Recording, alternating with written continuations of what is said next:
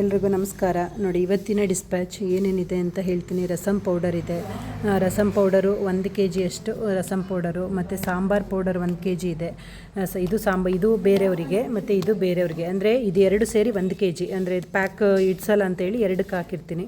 So ಇದು sambar powder, ಮತ್ತು ಇದು ಅಷ್ಟೇ ಇದೆ, ಎಲ್ಲ ಎಕ್ಸ್ಟ್ರಾ ಇರೋದೇನೆ. ಇದು ರಸಮ್ ಪೌಡರ್ ಇದೆ. Bisibelebath powder, so vangibath 1 kg ಇದೆ.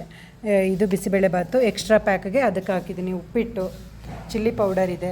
ಮತ್ತು ಇದು ಬೇಬಿ ಫುಡ್ ಅಂದರೆ ಮಕಾನದು. ಮತ್ತು ಇನ್ನೊಂದೇನೆಂದರೆ ಸ್ಪ್ರೌಟೆಡ್ದು ರಾಗಿದು ಖಾಲಿಯಾಗಿದೆ. ಹಾಗಾಗಿ ತುಂಬ ಜನ ಕೇಳ್ತಾ ಇದ್ದೀರಾ.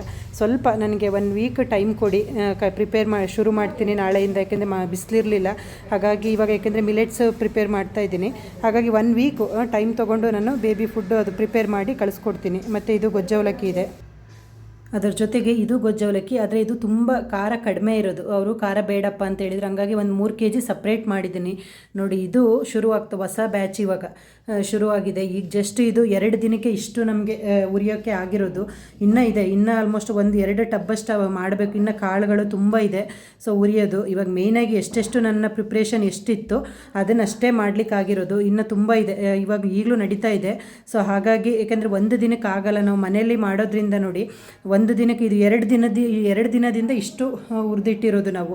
ಸೊ ಒಂದು 20 kg ಇರ್ಬೋದು. ಇನ್ನೂ ಆಲ್ಮೋಸ್ಟ್ 25-30 kg ಅಷ್ಟು ಪ್ರಿಪರೇಷನ್ ಇದೆ, ಅಂದರೆ ಉರಿಯೋದೇ ಇದೆ, ಇನ್ನು ಕಾಳುಗಳೆಲ್ಲ ಇದೆ. ಸೊ ಹಾಗಾಗಿ ನೋಡಿ, ಇದು ಇವತ್ತಿನ ಪ್ರಿಪ್ರೇಷನ್ನು ನಡೀತಾ ಇರೋದು. Thank you.